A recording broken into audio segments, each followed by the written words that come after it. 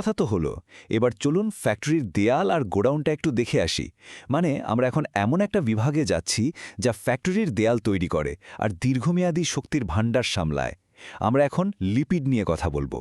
লিপিডের সবচেয়ে মজার আর জরুরি বৈশিষ্ট্য কি জানেন? এটা হলো হাইড্রোফোবিক, মানে সোজা কথায় পানিকে একদমই পছন্দ করে না। আর এই কারণে লিপিড কোষের জন্য একটা দারুণ দেয়াল বা বাধা তৈরি করতে পারে। শুধু তাই না, এটা শক্তি জমে রাখতে ওস্তাদ। কার্বোহাইড্রেটের চেয়ে প্রায় দ্বিগুণ শক্তি জমা রাখতে পারে। তাই এটাকে আমাদের শরীরের লং টার্ম এনার্জি ব্যাংকও বলা যেতে পারে। লিপিডের মধ্যে দুই ধরনের ফ্যাট খুব কমন, স্যাচুরেটেড আর আনস্যাচুরেটেড।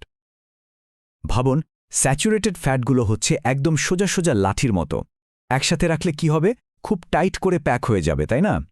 এজন্যই এরা সাধারণত জমে কঠিন হয়ে যায়। অন্যদিকে আনস্যাচুরেটেড ফ্যাটের চেইনে একটা ডাবল বন্ড থাকার কারণে একটা বাঁক বা কিঙ্ক তৈরি হয়। এই বাঁকা গঠনের জন্য অণুগুলো আর ঠাসাঠাসি করে থাকতে পারে না, তাই এরা তরল থাকে। এখন একটা খুব জরুরি প্রশ্ন হলো, এই যে আনস্যাচুরেটেড ফ্যাট, এটা কিভাবে কোষ ঝিল্লি বা মেমব্রেনের ফ্লুইডিটি মানে তারল্য বাড়িয়ে দেয়? উত্তরটা কিন্তু এর গঠনের মধ্যেই লুকিয়ে আছে। একটু আগেই বললাম না বাঁকা লাঠির কথা? ভাবুন, যদি এক গাদা সোজা লাঠি একসাথে রাখেন, সেগুলো খুব এঁটে যাবে। কিন্তু তার মধ্যে যদি কিছু বাঁকা লাঠি ঢুকিয়ে যান, তাহলে তাদের মধ্যে অনেক ফাঁকা জায়গা তৈরি হবে, তাই না? আনস্যাচুরেটেড ফ্যাটের ওই বাঁক বা কিংগুলো ঠিক হ্যামেনি কাজটা করে।